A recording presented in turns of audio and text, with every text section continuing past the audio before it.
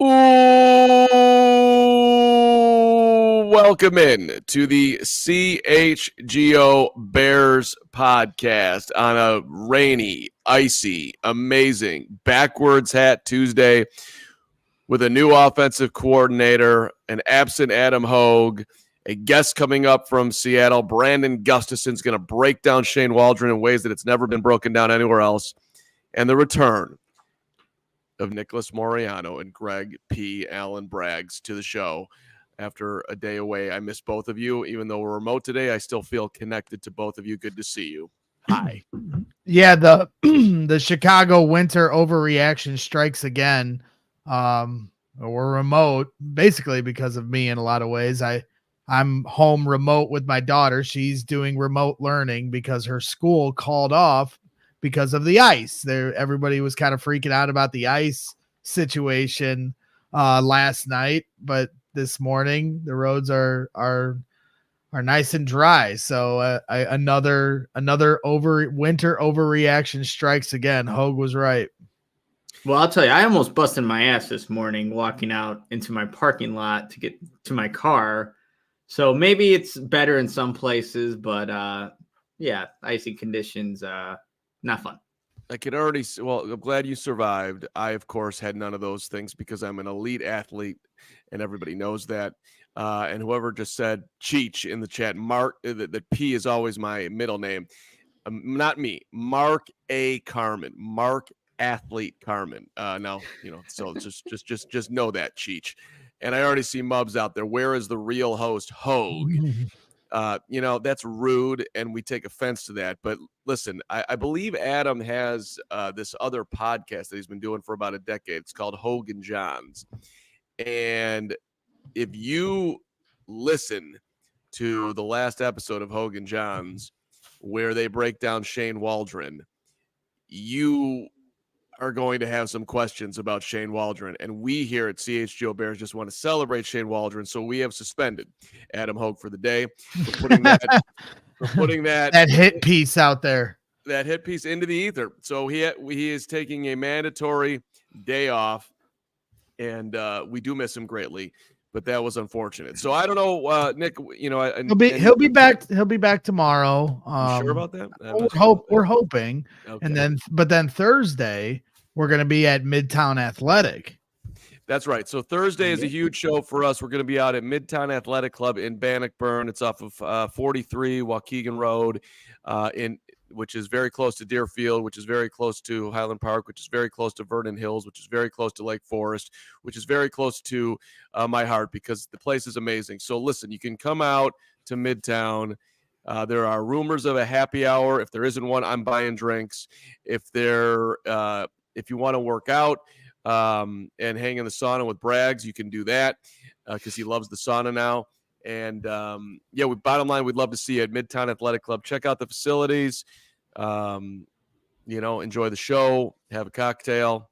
It's going to be a great day. Thursday, noon to 1, we're also doing the Chicago Sports Podcast from Midtown from 3 to 4. So it's a whole afternoon extravaganza, and hope to see you out there.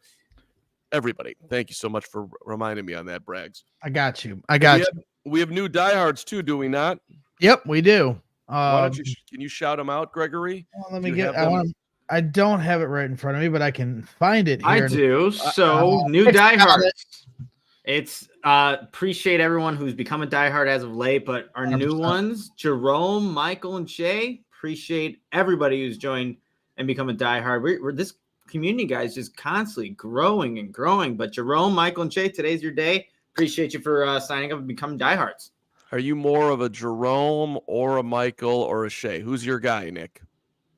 Ooh, I'd like to think all three are on an equal level, but I'm feeling Jerome right now as my diehard, and you guys can probably pick the other two. I mean, Shay signs up, but Jordan Cornette doesn't. I'm offended. Yeah, no, I exactly. I was a little wondering where Jordan was, and Michael, since Greg just claimed Shay, I'll take you because you're the MJ of today's group. I appreciate the fact that you left MJ/Michael to me, and we appreciate it. And look, we try to give you every bit of every value back in the diehard world, And as we continue to build this thing, we need diehards. It is imperative for us to get a community going on here. So we greatly appreciate it. If you're enjoying the content and you want to go next level, discount off the merch, discount on our events, private access to the Discord where you can hang out with all of your diehard Bears fans, where myself and Braggs and Nick and Hogue and everybody else pops in there too. So we greatly appreciate it. All right.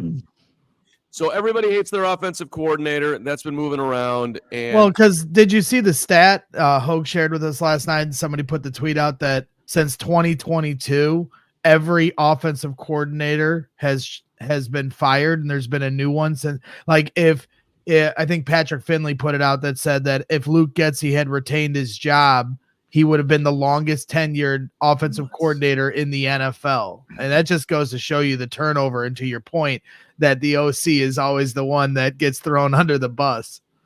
Well, right. And so in a game, let's call it, there's say 80 plays. And then after and everyone's going to hone in on the 4th and 1 or the 3rd and 2. And why did you do this? Why didn't you do that?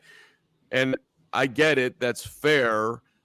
That is why they get paid the money they get paid, and that's why they're in that position. But it also, you tend to miss the whole big picture. Nick, I haven't heard. I know that I think you like the hire of Shane, but what was since we haven't heard your actual take on it, what did you think of the Bears' decision to land on Waldron?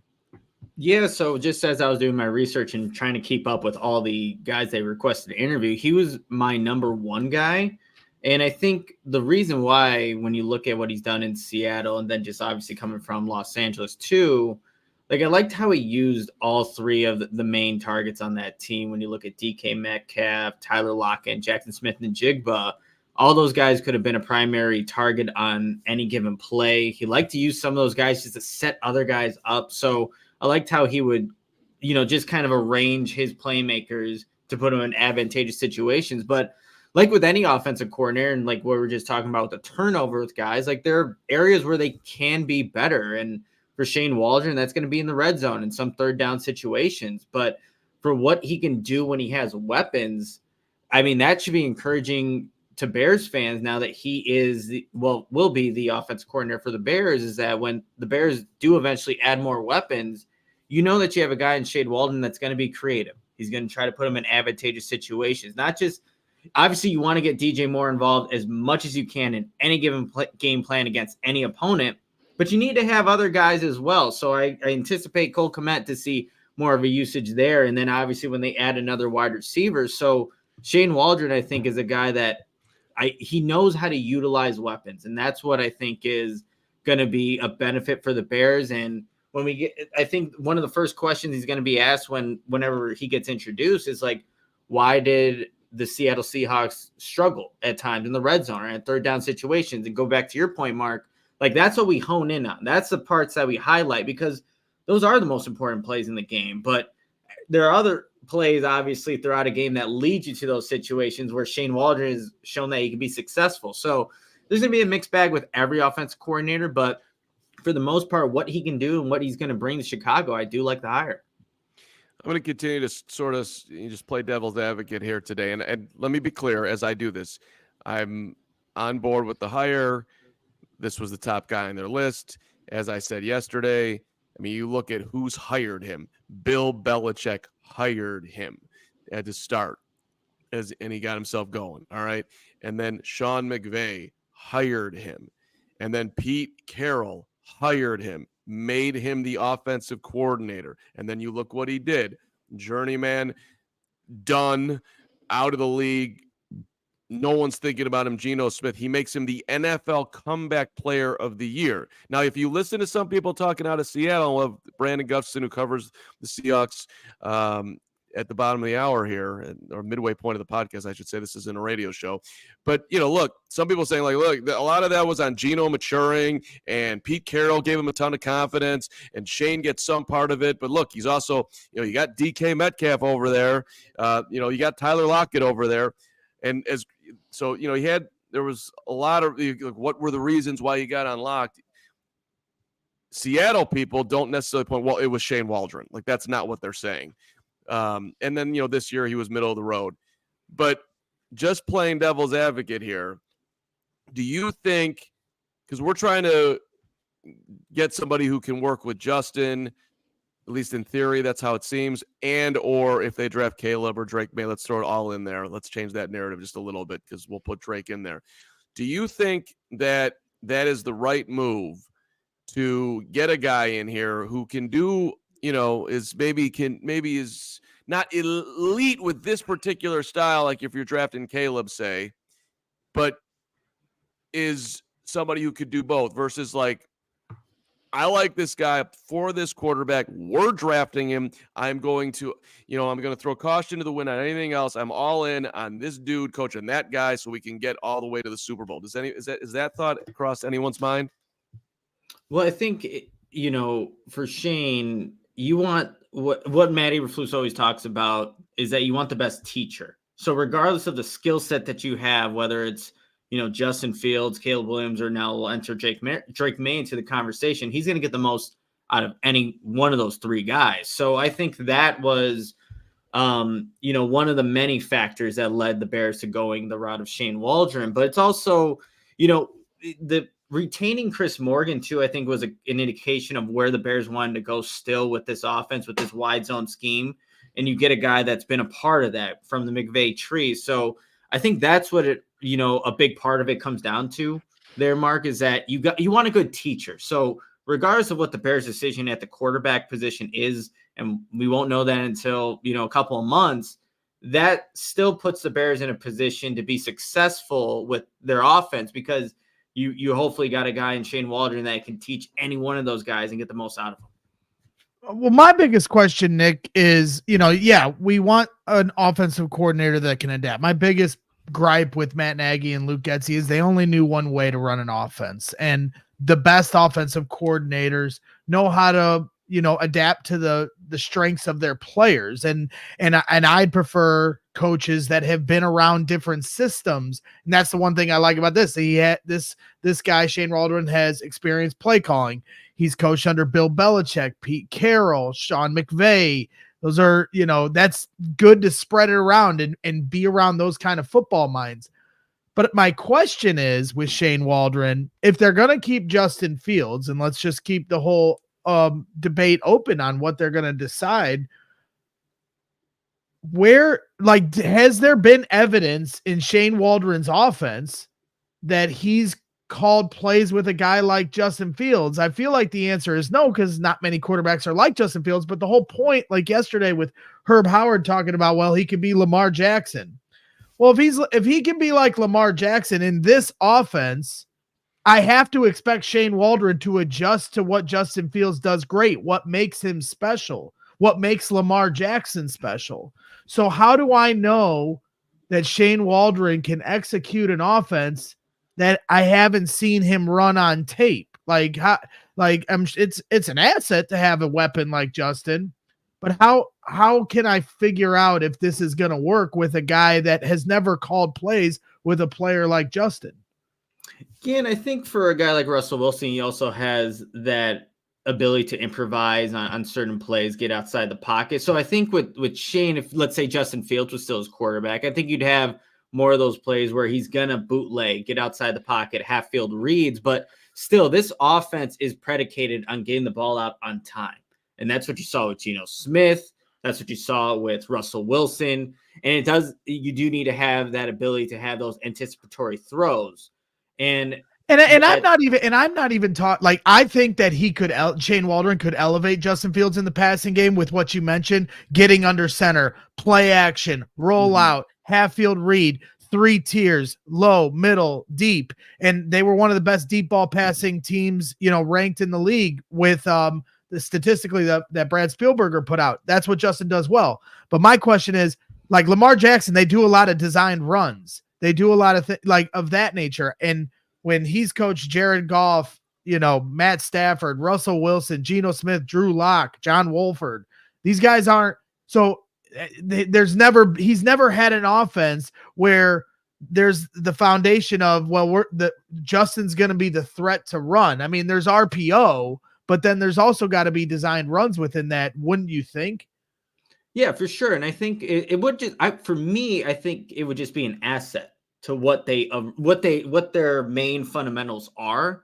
because I don't think you're going to have an entire offense devoted to really trying to get your quarterback as heavily involved as we've seen here in Chicago in the run game, but it is an asset to what the main core concepts of what this offense should be. So I think for Shane Waldren, like you were kind of saying, Greg, most of the quarterbacks he's worked with don't have that component, but he is creative. Like you're seeing a lot of these things where he's doing stuff with 13 personnel, where you have 3 tight ends on the field, where he's looking to get guys that are not DK Metcalf, Jackson Smith and Jigba, Tyler Lockett involved, but utilize other guys. So for me, I would think that if you do get an athletic quarterback like Justin Fields now a part of your offense, you make it complementary to what your core is. And still, you want to make sure you're hitting enough of it throughout a game plan. It's going to be very specific to who they're playing for the opponent. But those RPOs now, I think you would see more times than not that Justin might just keep it because he's capable of doing that, as opposed to some of the other quarterbacks he's coached. So for me, it would be just a compliment to it. But you want to just make sure you get that balance of, hey, I want to make sure I'm getting the most out of a guy like Justin Fields, but also we still need to run our offense, what the core concepts of it are. Makes sense. All right. Yeah. So look, I mean, just a reminder as we kind of unravel this thing, you know, when Luke Getsy came here, we were we were really excited, right? We stole him from the Packers. Look at who he's worked with. He's got McVay in his history. He's got Matt LaFleur. He's been working with Rodgers. He's been picking the mind of the greatest quarterback or one of the greatest quarterbacks of all time. Shout out Packers, you're out of the playoffs. All those things. And his first year here, the guy to my right, the one I'm looking at this, was terrified that Luke Getsy was going to end up as a head coach somewhere. And a year later, he was the worst. I've fired him 4 times on our postgame shows. Right. I'm saying all this to underline. Ultimately, this is still a Ryan Poles production, and he's got to get it right. If he gets this offseason right, Shane Waldren most likely is going to be in line to be a head coach somewhere. And if he doesn't get it right, then we're going to be screaming that they blew the hire, that everything that people are saying in Seattle about he's not great on short yardage plays, he's iffy in the red zone. Look at the third down conversion. It's not that, it's below league average. There's a lot of that coming out of Seattle right now. But like nationally, this was the dude. Holy shit, Pete Carroll and the Seahawks have decided to part ways. Shane Waldron's available. That should be the guy the Bears go after. The Bears going after him. The Saints supposedly were going to be in there. The Raiders were going to be in there. I think the Commanders too. And so the Bears apparently just, once they got nervous about it, here's the offer, dude. Take it. Let's go. And so, and I give the Bears a ton of credit here. Identified a guy that other people are identified, got in front of it, got him hired, and, checks off a lot of boxes. But, well, when you're asking, like, what's the difference? So they could be the same. And when you listen to Hogan John's podcast yesterday with the reporter from Seattle from The Athletic, who I thought was really did a good job. Just very knowledgeable, and it is really good insight. Reminded me of myself. Yeah, that's exactly what I was thinking when he was talking. I was like, this is just like Carman.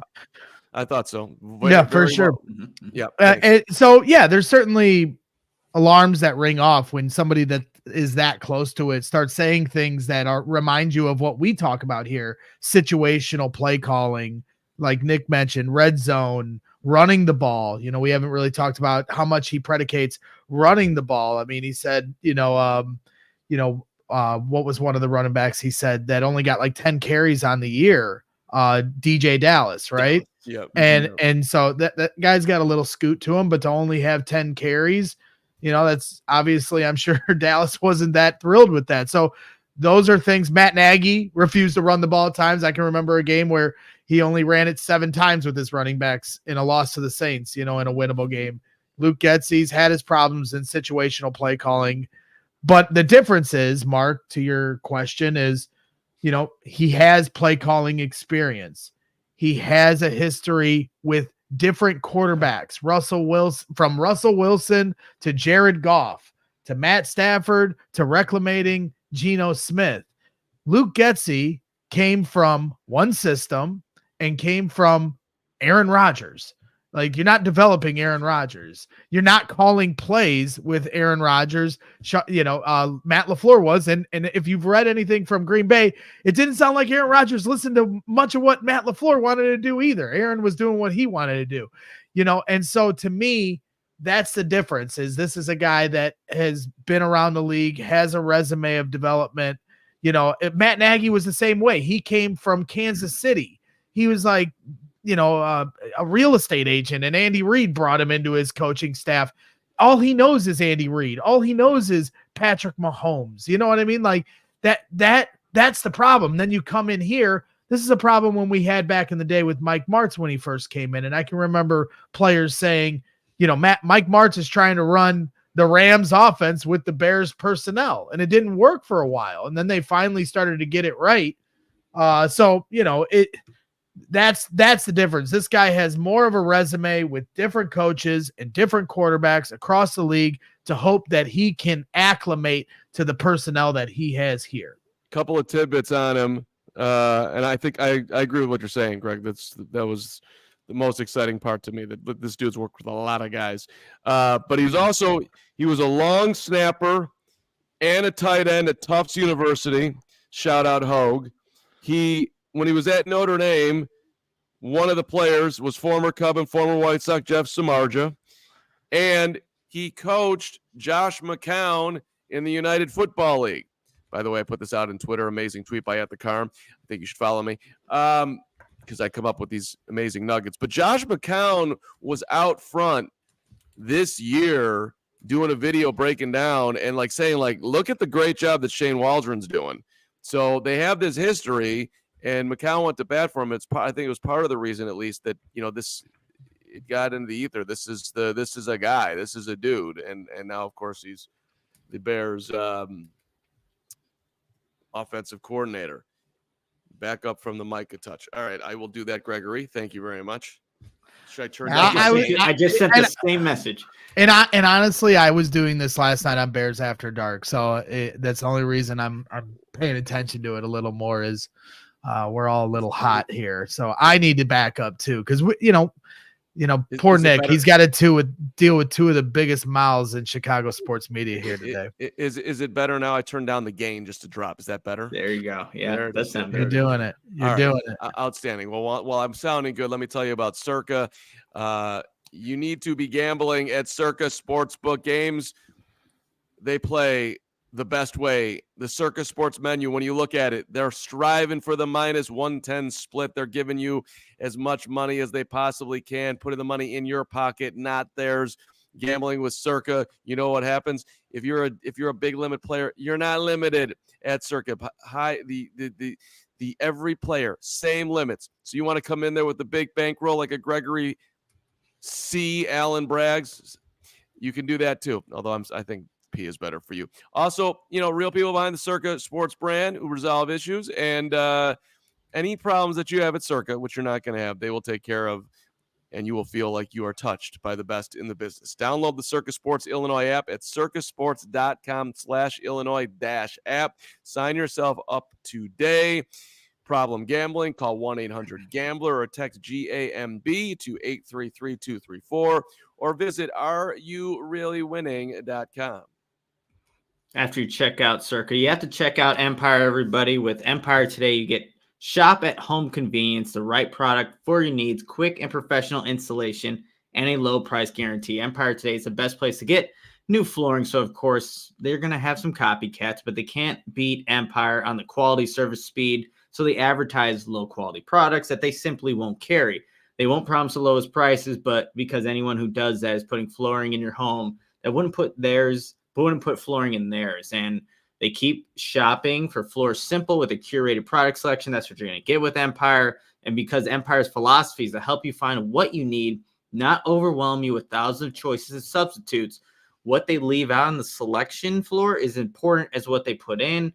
And look, they have this virtual floor designer, which is awesome because you can see those new floors in the space that you want to put new floors. It's easy. All you do is you snap a picture and instantly you see the new floors that and how they'll kind of look in your room. And it's a really good and convenient little perk there. So you have to try it out. And you can schedule a free in-home estimate today. All listeners can receive a $350 discount when they use a promo code CHGO. Restrictions apply. See empiredecay.com/CHGO for details. Oh, ready. Let me well, actually our guest is here, so let me do that. And Gregory P. Allen Braggs is back, so that's very exciting. Brandon Gustafson does a great job covering the Seattle Seahawks, and he's taking time out of his busy schedule today. I first met Brandon via text yesterday from Seattle Sports, and he didn't respond to me, and I'm like, where is this guy? He doesn't want to come on the show. He hates CHGO Bears. Like, oh, come on. and he's like, and he's like, hey, my day off, I stay away from my phone, which is a tremendous move by you, Brandon. I'm shouting you out. I love how you live your life. I don't even know you, so thank you for making time for us. Yeah, hey, anytime. Glad to be here. So, well, you come highly recommended, and we're having the Shane Waldren conversation, obviously. Right. People are super excited about it here in Chicago. People have a different view of him in Seattle. Do you think the Bears made a good hire here? Let's start at the top. Yeah, I mean, I think Shane's a really solid coach. I think he's a really solid dude as well. I'm really interested to see how he does in an environment where potentially he doesn't have as much maybe meddling, I guess is the word I would use. Pete Carroll was definitely known for being a meddler on the offensive side of the ball, whether it was Shane, Brian Schottenheimer before him, Darrell Bevel. A lot of times it would be a thing where things would work really, really well, and they would kind of empower these coordinators, and then there'd be a game or two where everything just kind of goes sideways, and then Pete would pull the rug and be like, hey, I don't like that anymore. We're not doing that anymore. Whether it was the let Russ cook stuff, otherwise other stuff under Shane. So seeing Shane be able to just go operate his system, especially if he's able to help choose who their quarterback of the future is, I think it's going to be really interesting to follow. Well, I don't. Yeah, I'm sorry. So Pete called him out after a game too, right? Hey, we need to get the ball to the tight end more. We need to use. He literally. I mean, the same thing happened here, by the way. Matty Bruce and Luke Getsy. We need to do this more. Right. So I mean, it was he made it public. Yeah, I mean, Pete's not really known for doing that a whole lot. That's usually a thing that he does when he's especially ticked off, I guess, is actually kind of naming dudes or making that clear. But I mean, you look at this past season, it's just, and again, I don't know if this was Shane, I don't know if it was Pete. They didn't have an identity for their offense. Last year in 2022, they were known for 2-3 tight end personnel. They ran the ball a ton. They did a ton of play action. This past year, they draft Jackson Smith and Jigba 20th overall. Hey, we're going to do a bunch of 3 receiver sets. We're going to do this. We're going to do that. And the offensive line stunk. They were really beat up. The interior of their line was like never the same for any game. Their 2 tackles missed a combined like 13 games. That's definitely a valid excuse. But when you look at it, there was no commitment to the run game. All this tight end stuff that they utilized in 2022 went totally out the window. It was just a totally different offense. And the other thing I would bring up is first half, those scripted plays, they were awesome at starting games. Once they got out of those first 15, 20 plays, however many it was, that's when you kind of saw the wheels start to fall off a little bit. And again, injuries to the offensive line, inconsistent run game, things of that nature, definitely played a role in that. But boy, it was interesting to follow. You're triggering Bears fans right now because honestly, you're setting off a ton of red flags. I mean, what you just said, everything you just said there described the Bears last year's offense. Good script coming out the game. Bears are one of the best teams last year, the last 2 years, scoring on their opening drive. So much so that teams started wanting to take the ball to start the game just to keep the Bears, not having the ball. Bad in situational play calling. Not an emphasis, back to the Nagy days, no emphasis on running the football. So we've been through a couple play callers that have had similar issues here, and this is a question I asked to Nick, and this is what I want to pose to you. Well, Justin Fields is is a guy that is going to beat you with his legs as much as he's going to beat you with his arms. Lamar Jackson's about to win his second MVP because of the dual threat ability he possesses. He might win a Super Bowl this year. And for a lot of Bears fans, we feel like, well, hey, if the right coordinator can get him right, he could be Lamar Jackson. You hear that from a lot of Bears fans. Well, if this, how confident should we be that he's going to find that avenue, find that lane for Justin, if you're telling me that he gave up on running the football last year. Right. And yeah, it's a really good question. And the running aspect, like from a quarterback thing, is so interesting because I think that was part of his appeal for leaving McVay with the Rams to come to Seattle. Was at the time we didn't realize Russ was kind of washed, right? His first year in 2021 was the year that Russ finally got hurt. He broke his finger. He rushed his way back. He kind of stunk. You never actually saw what Shane was trying to do with a more mobile quarterback. Gino's not a more mobile quarterback. Gino can move, but Gino's one of those guys that's going to operate within the pocket. So we haven't actually seen Shane have that ability with a true dual threat guy like a Justin Fields. And I think if you're looking for the positive, I would look at 2022. Look at the Seahawks 2022 season. They were so balanced, 13th in yards, 12th pass, top 10 points, right? Those are kind of the things that I think Shane, at the end of the day, all three of these years really wanted to do, whether it was injury, whether it was Pete, whether it was this, that, or the other, in and out quarterback play in 2021. They weren't able to do that. That was a big part of it. And then this year, just for whatever reason, injuries notwithstanding, they just kind of got away from actually running the football with their backs. Brandon, when you look back at this 2023 season for the Seahawks, if you had to identify a game for Bears fans to go watch to highlight what Shane Waldren does best, what game would you tell them to go look at? This past season, week 2 against Detroit, they were awesome. That was the best game probably Gino played this year. If it wasn't that, it was Dallas. They played really close against Dallas in primetime. I know a lot of people saw that, and it's just, the defense was on the field for 11 drives. One of them was a kneel down, and the other one was CD Lamb dropped the wide open pass. Like, the defense wasn't stopping anybody that day. You probably could have passed for 400 yards that day. So those are two games I think this year that if you were looking at just like, hey, here's Gino really letting it rip. Here's Shane maybe at his best especially from a passing perspective. That's probably it. If you go back to 2022, there was a game against the Chargers. It was Kenneth Walker's first game really as the starting back. Rashad Penny had gotten hurt before that, and that was Ken Walker's kind of breakout party. That was another really, really good game for Shane in the run game and everything like that. You watch these games and you can see the McVay tree. You can see the success that they have, but then there are other games where it just looks like a completely different offense. And again, I don't know whether that's Pete. I don't know whether that's Shane getting in his own head and being like, oh, well, now the defense stinks. We need to go do this. Or, oh, we had 3 and out this last drive. We need to get it all back. I don't know how much of that is like a Pete versus Shane thing, but there are definitely flashes where you looked at them and it's like, man, this has the makings of top 5, top 10 offense. Absolutely. They just didn't always go that way. Super chats coming in for you, Brandon. You're making us money. Keep on going here. If you like.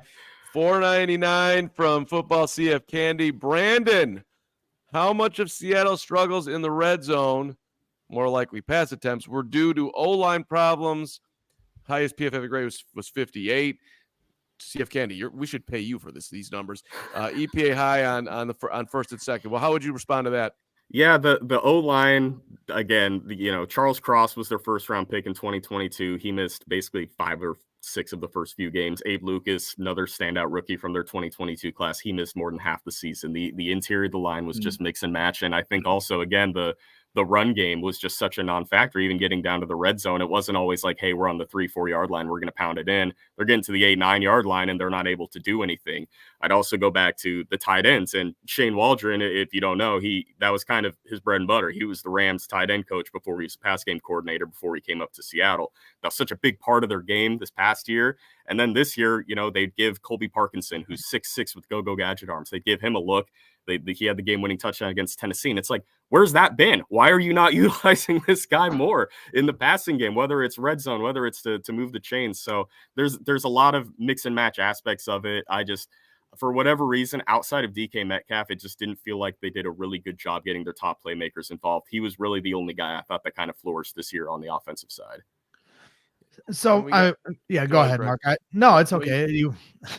Greggy, because I think for me now, all right, we got our offensive coordinator, good on first down, good getting out the gates. He's got to get better on third down, got to get better in short yardage or red zone, running the ball. Okay, check. Who's going to be his quarterback coach? Because is it Greg Olsen? I think a lot of Bears fans are hoping for that. The carryover from Seattle, for me, depending on what the Bears do here, I mean, Justin Fields still needs some developing to get to the level, we all think he's capable of. But if they also draft a quarterback, a lot of us have our eye on Caleb Williams. Drake May is also on the table. To me, this quarterback coach is such an essential hire because, Shane Waldron's going to have his hands full doing everything else we've just discussed. We need a guy in here that's sole focus is to, be in, this quarterback's pocket and elevate him to a level that we've never seen here in Chicago at the quarterback position. Yeah, Greg is obviously a veteran guy, been around a long time, really, really well-liked, well-respected. We only had him for the 1 year up here, and that's because for a long time, Seattle's quarterback coach was Dave Canales, who's obviously been doing great things with Tampa Bay this past year as their first-year OC. So Greg would make a lot of sense, especially being kind of that older guy. Waldron is still one of those kind of younger offensive-minded coaches. Shanahan tree working with McVay, having kind of that older, maybe not grizzled, because I don't think Greg really comes across as a grizzled guy, but having that, again, like that kind of older veteran presence to pair with Waldron and whoever that young quarterback is, whether it's Fields, Caleb, Drake May, whoever, I think definitely makes a lot of sense. Basically, it sounds like Seattle's whole coaching staff is going to turn over. The whoever this new coach is basically going to bring in all their guys. They told everybody at the offset, like, hey, go interview for jobs.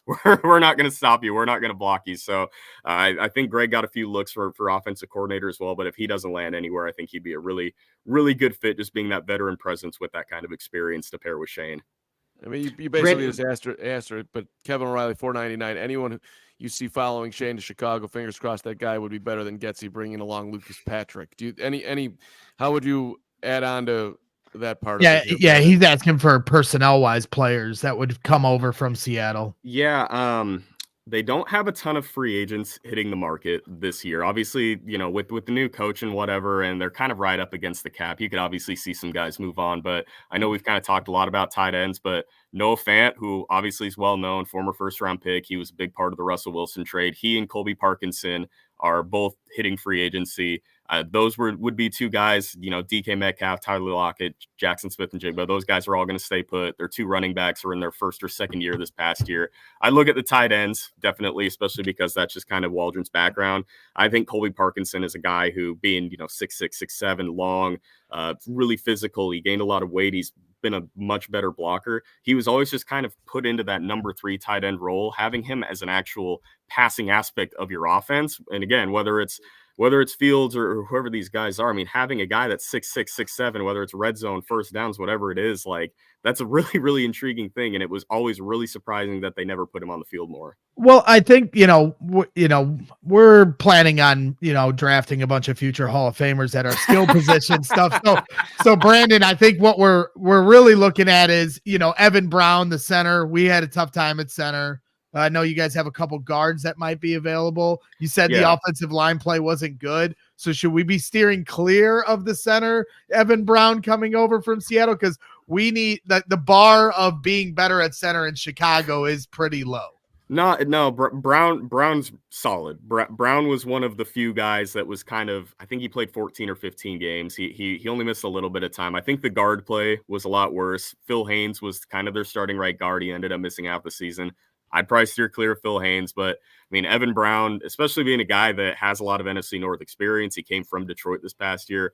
I could see that making a lot of sense. I mean, you could do a lot worse at center than Evan Brown. I think, is he going to be a top 10 center in the league? No, but he's not going to be bottom 10. He's just a really solid middle of the pack center, and it can also play some guard for you too. He did play a lot of guard, so I mean, if you like him more at guard, he's somebody that I think is going to have a pretty decent market this year. For the record, this is what they sold us with Lucas Patrick coming with Luke Getsy from Green Bay, and then we proceeded to drive him to the airport here this offseason. Go ahead, Nick.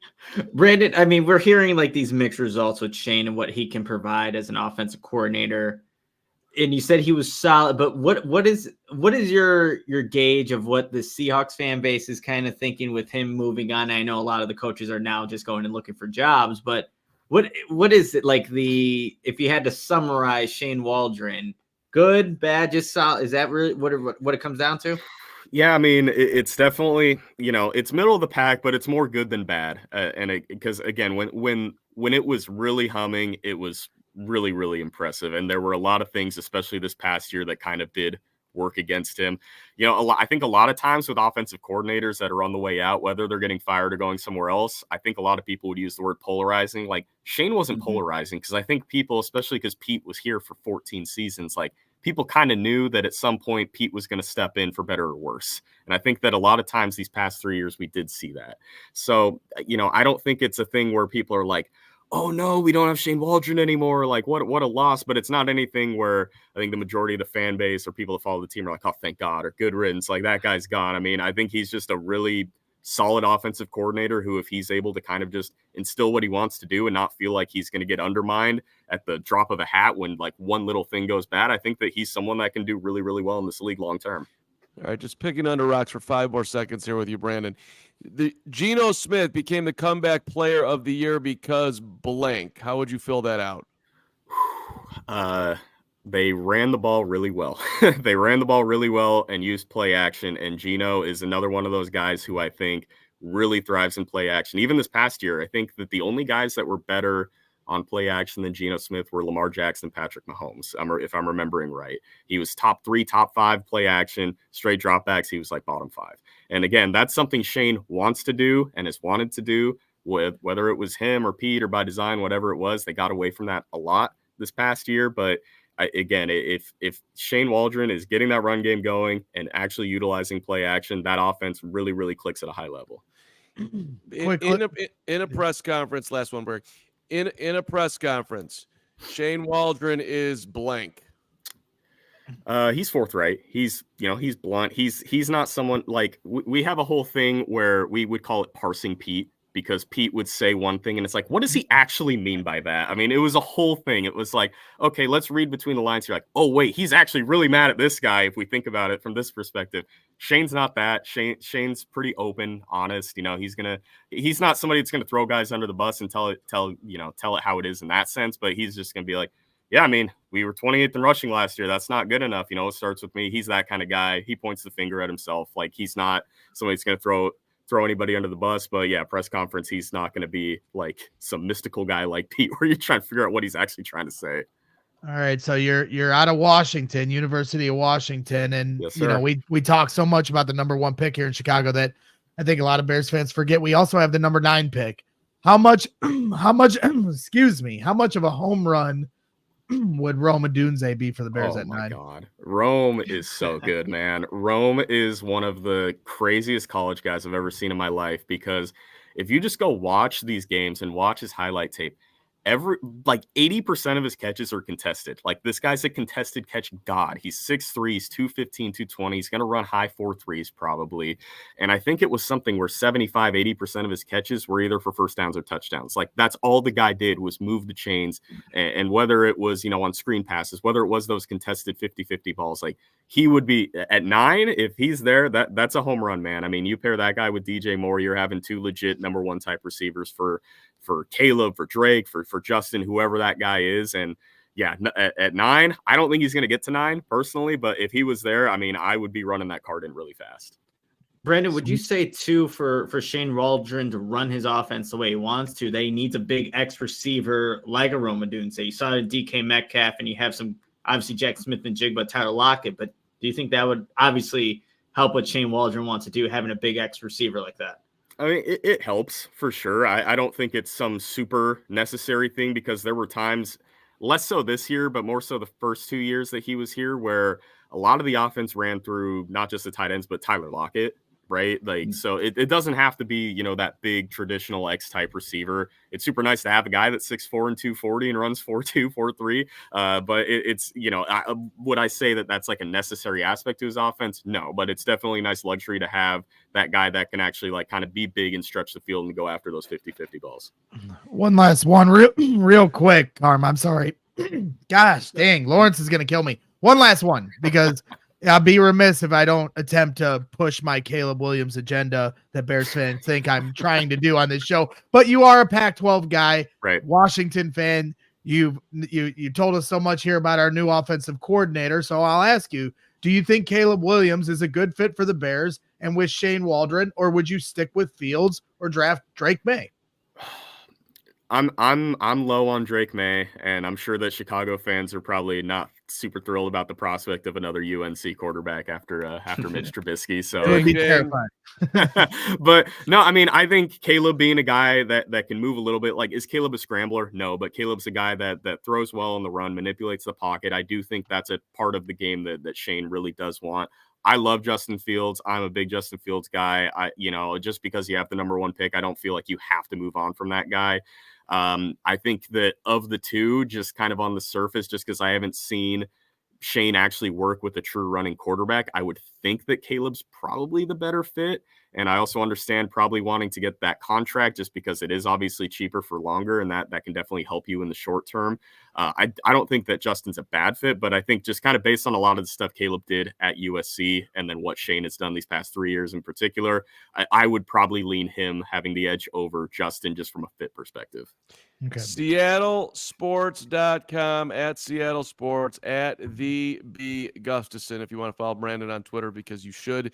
Hit the like button for him too. This has been a great time talking to you here, Brandon. Last one. Offensive coordinators, they come to Chicago, with the exception of Adam Gase, who didn't die immediately. They come here to die. That's what we do. It doesn't end well. You don't. There is no elevator to the top floor and being a head coach. Very, very rare, with the exception of Gase. Do you think that Shane ultimately is going to be a head coach in the NFL?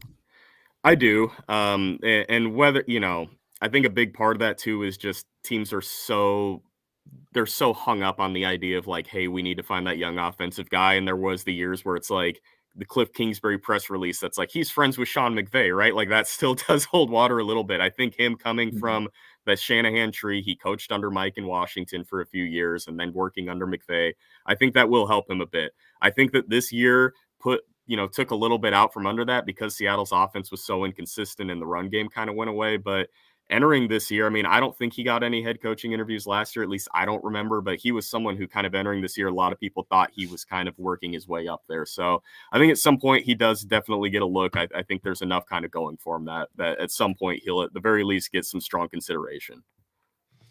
Brandon, great stuff, man. Really appreciate you making time. I know there's always a zillion offers out there to do these things. So it can yeah, we really appreciate it. Good stuff. Yeah, no problem, guys. Appreciate it. Take care.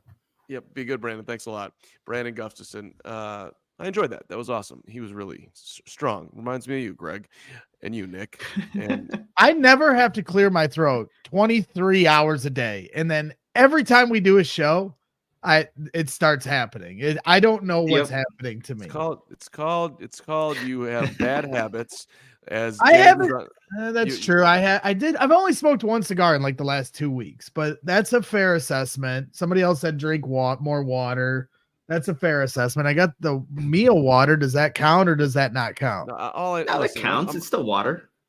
That counts, but every time around you, right before the show starts, you do this clearing thing. You sound horrendous. Have you? When's the last time because it's like it's in my head now. I'm telling you, 23 hours out of the day, I don't clear my throat. But then when we start the show, I start getting nervous about it, and then I start thinking about it, and it's almost like I manifest this happening to me. So let me ask you a question. When's the last time you went to the doctor?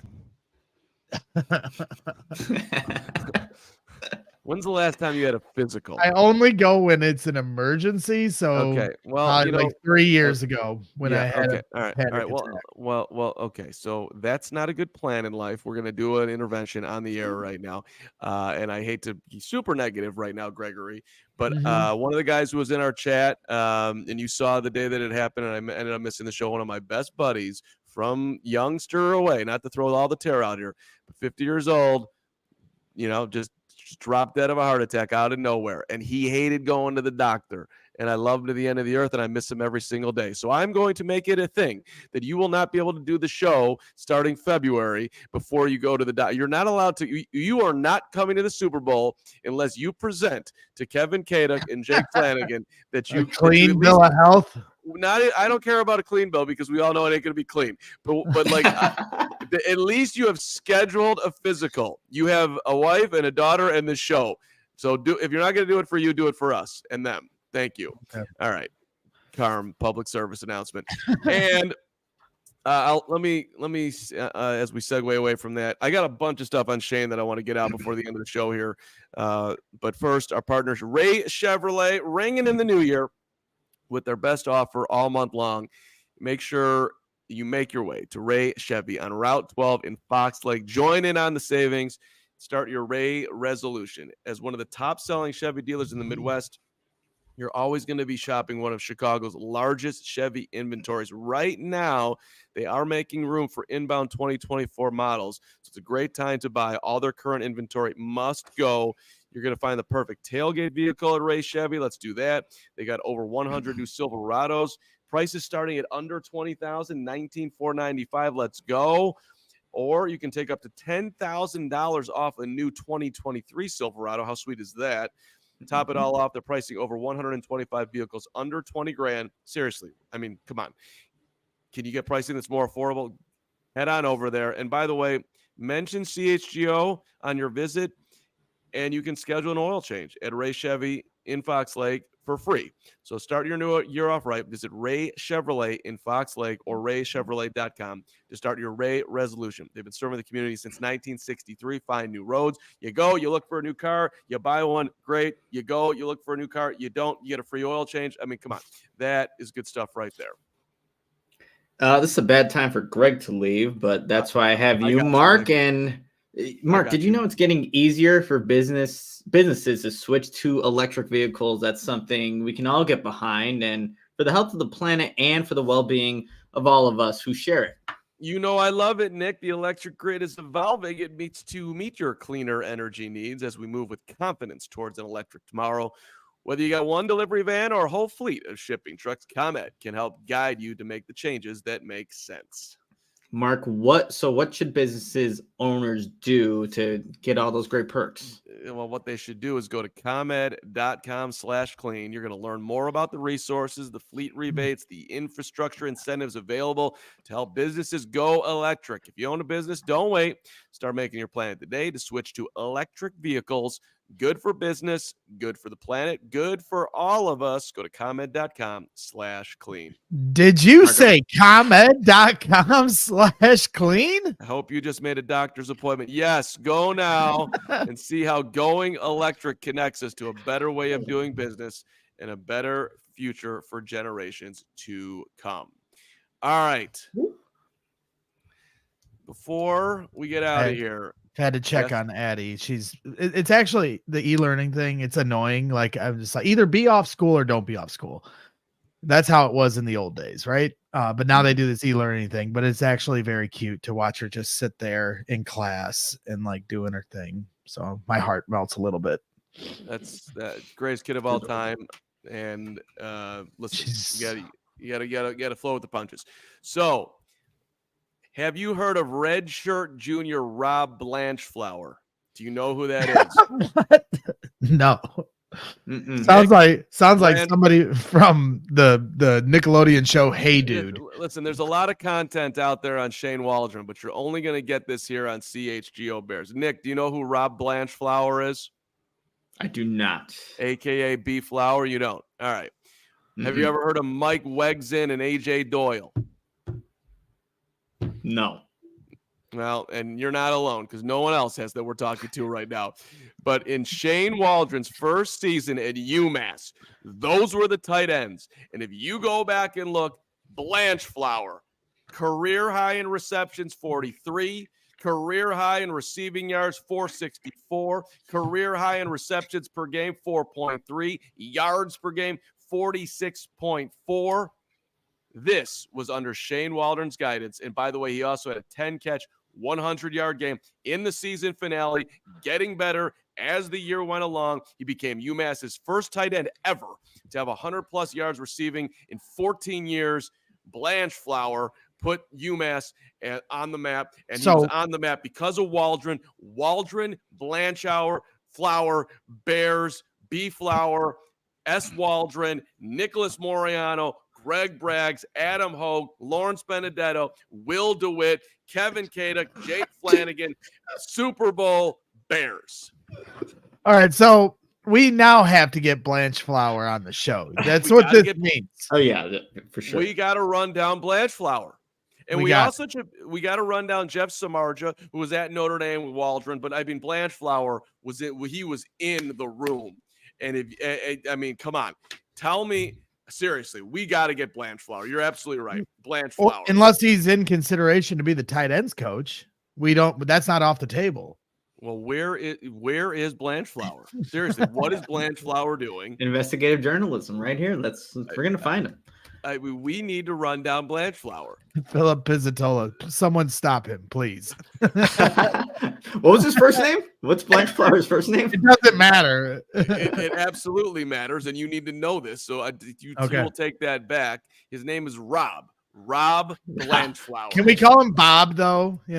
Robert. No, we cannot. Bob, His name is Rob. We were going to show Bob, Blanchflower Bob Blanch. Hiya, Bob. Bob Blanchflower. The sound of Chicago. Come on. Who on this podcast is going to get Blanchflower? Do I have to do it on my own like I do everything around here? He was a 7th round pick by the Steelers. There you go. This dude would not. I didn't see. That's good job, Nick. I didn't go that far. Blanchflower would not have been drafted without Waldron, which is why we have Waldron, and we're going to win the Super Bowl. Gary's in the chat saying Jim Dre is the tight end coach. Braggs. He didn't get fired. Well, guess what, Gary? I've fired Luke Getzey on this podcast, and we're now firing Jim Dre. We're bringing in Bob Blanchflower. How His name is Rob, and we fight. Arthur in the chat says Bob is cooler. I tend to agree. We're gonna have to work this out with Blanchflower. See where he stands on it. I mean, has there ever been a better name in the history of podcasting and football than Blanchflower? You telling me that's elite? The flower is gonna bloom right here. Two in the hand is worth. What was that thing? One in the hand is worth two in the bush. Two in the bush is worth one in the hand. One in the flower. What did we say the other day? Well, I said two in the hand is worth one in the fist. You said two in the hand is worth one in the bud. I think it was one in the hand is worth two in the bush. One in the hand is worth I know you know, and I know you're aggressively he's withholding, straight withholding Benedetto. I'm not getting involved. This is just ridiculous. You don't do it. So now we need to, one in the hand is worth two in the Blanchflower. Hold on. Two in the hand is worth one in the bush. Is that what it is? Two in the hand is worth one in the bush.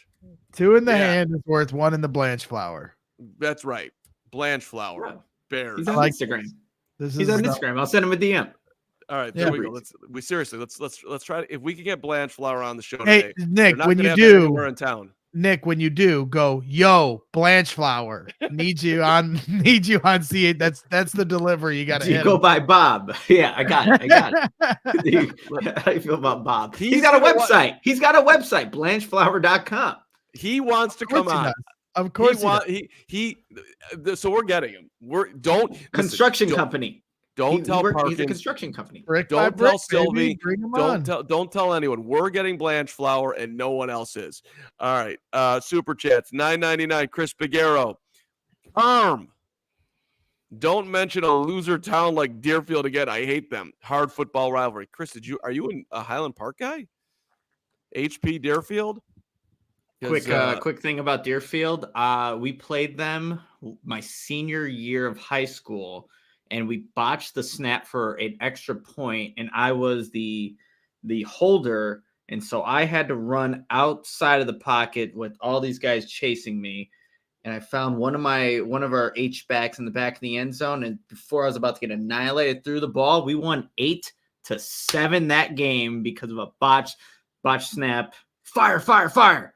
Roll left, throw over the defender in front of him, lays it right in the breadbasket.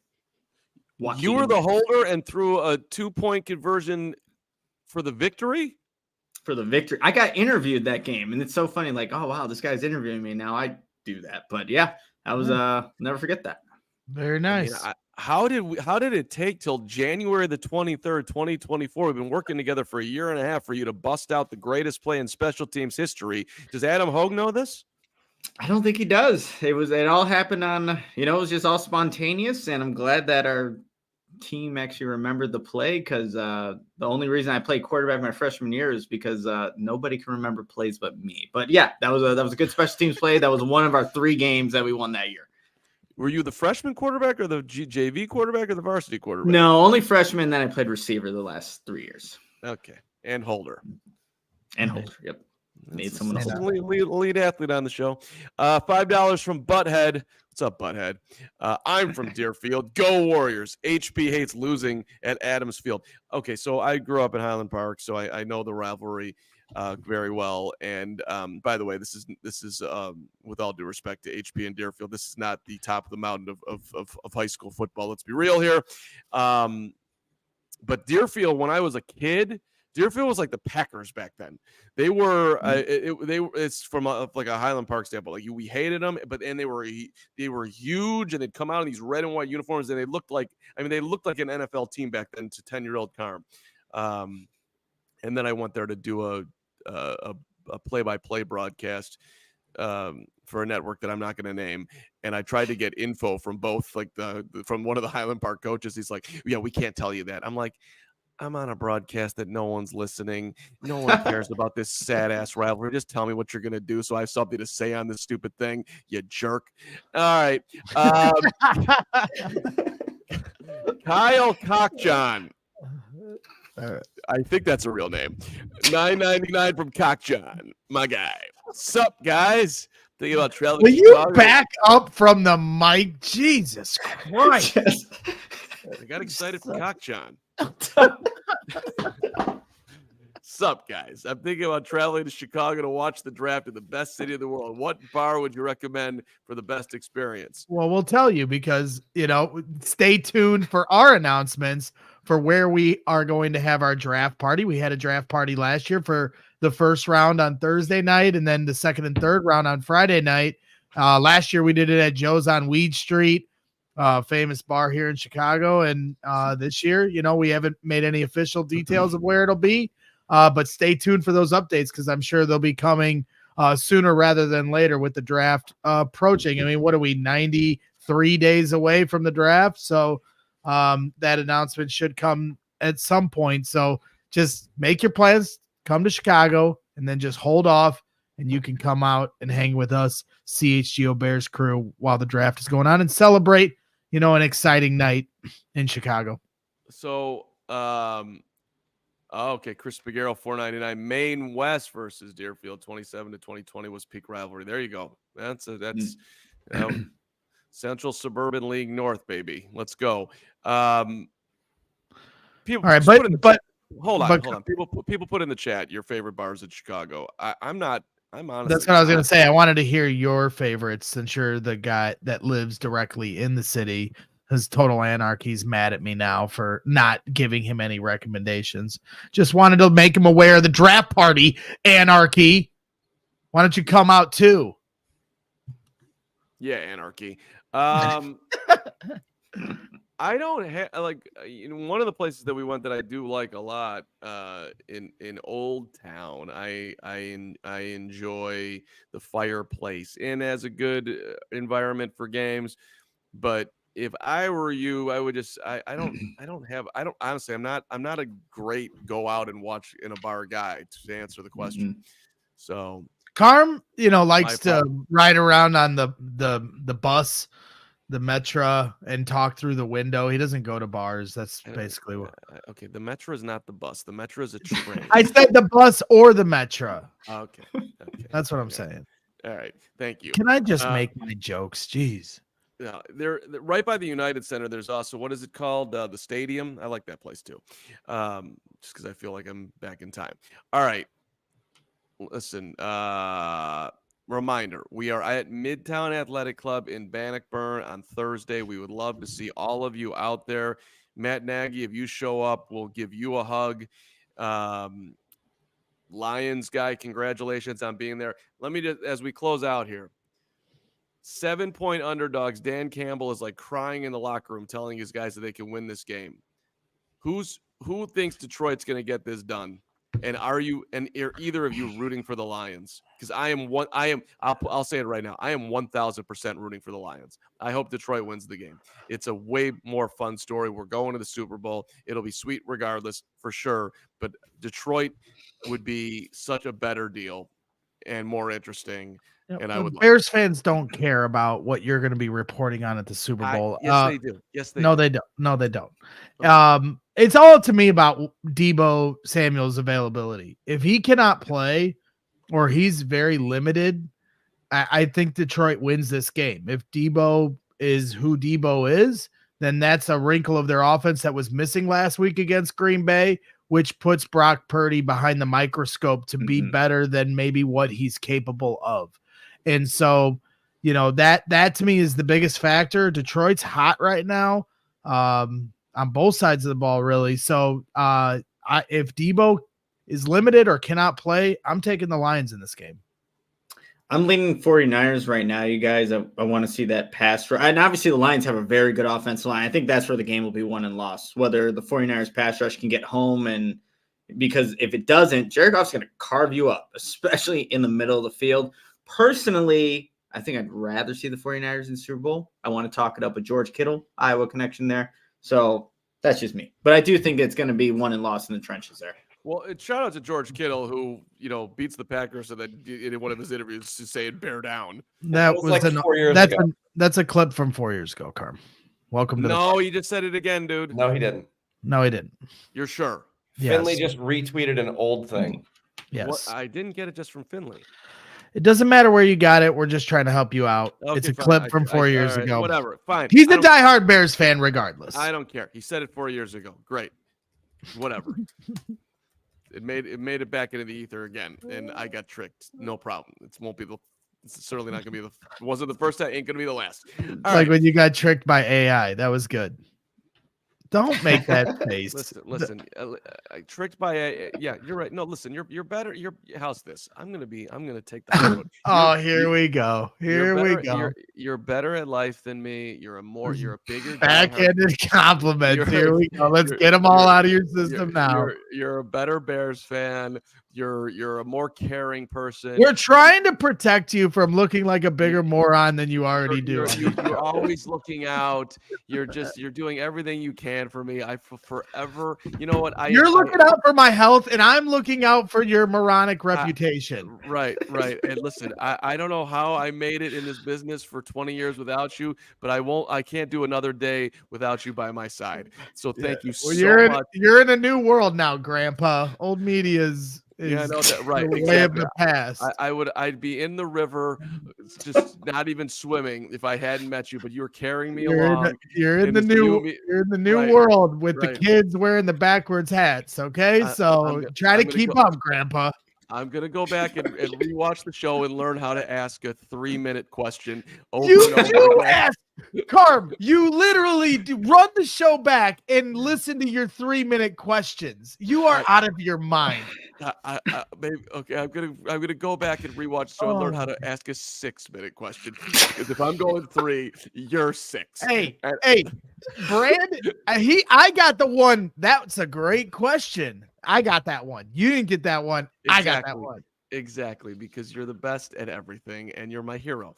All right, hit the like button on the way out, and for real, we need diehards. So please, Nick, that you have to be a part of this. If you have to save money for things of more importance, I get it. But if you got that disposable income and you love the show, we'd love you to become a diehard, and we promise to give you back 13 times the value. Thank you to Brandon Gustafson for joining us. That was awesome.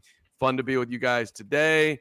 Fun to watch the chat today. Lord Crimson, I know you miss Hogue. Hopefully he's back tomorrow. But whenever he's back, he misses you too. Know that, Lord Crimson. Thanks for everybody for being here. It's always a fun show. And yeah, we're back tomorrow at noon. Come out to Midtown on Thursday. Gregory, Nick, who wants the last word? Nick, why don't you say goodbye to everybody? I don't know how to top everything that was just said earlier, but everyone enjoy the rest of your Wednesday. We'll see you tomorrow at noon. Great show. Boom. We all silly like the mayor.